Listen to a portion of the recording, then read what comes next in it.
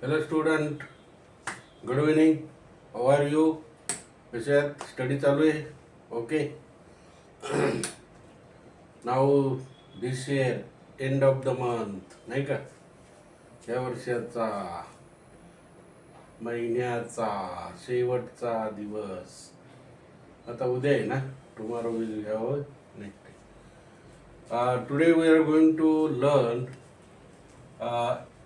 English grammar. As far as tense is considered, whatever it may be, simple present simple tense. तर काय होईल? He goes to school. Past, simple past. He went to school. And present progressive, he is going to school. Past progressive, he was going to school. नंतर तुमचा past present perfect, he has gone village. They had gone village, which past perfect. आणि past perfect continuous, he has been going. Present perfect continuous, he has been going to school. He had been going to school. He will have been going to school. Future perfect continuous tense. Has had कधी लावायचं, कसं लावायचं, कसं. आता सर्व प्रकारच्या ज्या story त्या आपण पास्टमध्येच लिहितो, बरोबर की नाही. प्रेझेंटमध्ये आपण सर्वसाधारणपणे फॉर्म लिहितो, पिकनिकचे लेटर लिहितो नाही का, आणि जे काही मित्राला पत्र आहे ते प्रेझेंटमध्येच लिहित असतो. प्रेझेंट टेन्समध्ये काही कंटिन्युअसमध्ये येतात, काही पास्टमध्ये येतात, काही फ्युचरमध्ये मी जाणार आहे, मी येईल, मी तिकडे होतो, असे वेगवेगळे सेंटेन्स येतात. तर आपण तेवढे लिहिलेले आहेत. आणि आता आपण इथे बघूया, Kisan is a farmer. Kisan is a farmer. मग याचं मराठी रूपांतर काय होईल? किसन हा शेतकरी आहे. आहे शेतकरी आणि किसन, किसन हा शेतकरी आहे. He works hard in his form.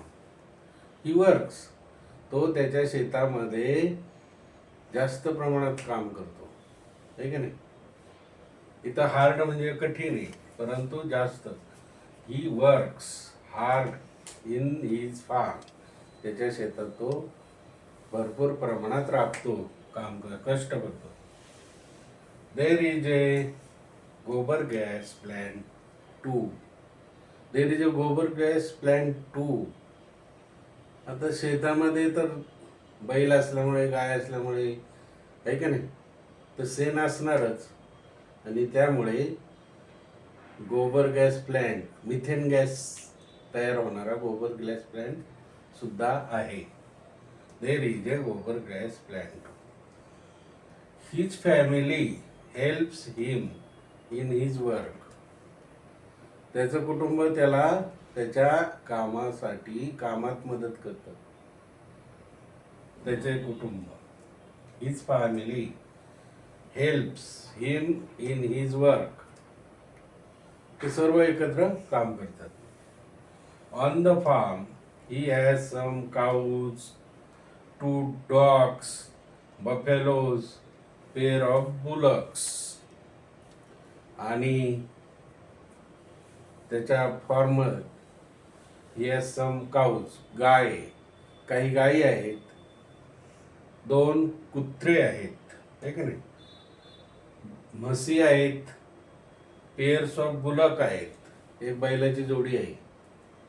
बैलाची जोडी कशासाठी? फार्ममध्ये काम करण्यासाठी, नांगरणे, पेरणे, पाबरणे, अशी मशागत शेती ती करणे. तर त्याला 2 बैल जोडी, काही प्रमाणात काऊज आहे, गाई आहे, काही प्रमाणात म्हशी आहे, बकरी पण आहे दुधासाठी. म्हणजे जास्त प्रमाणात दूध असेल तर ते विक्रीसाठी पण आपल्याला काम येतं. डॉग्स आहे, 2 कुत्रे.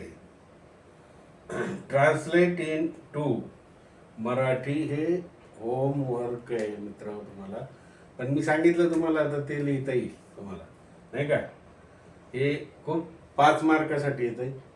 किंवा congratulation, thank you, blessing you, very good, how fear, so little, so आवे, असे पण शब्द येतात.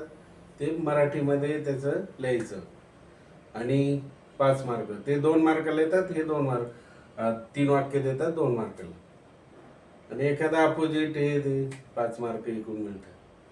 मग हे इंग्लिशचं झालं मित्रांनो. शेअर करा, लाईक करा आणि सबस्क्राईब करा. Okay bye. आता आपण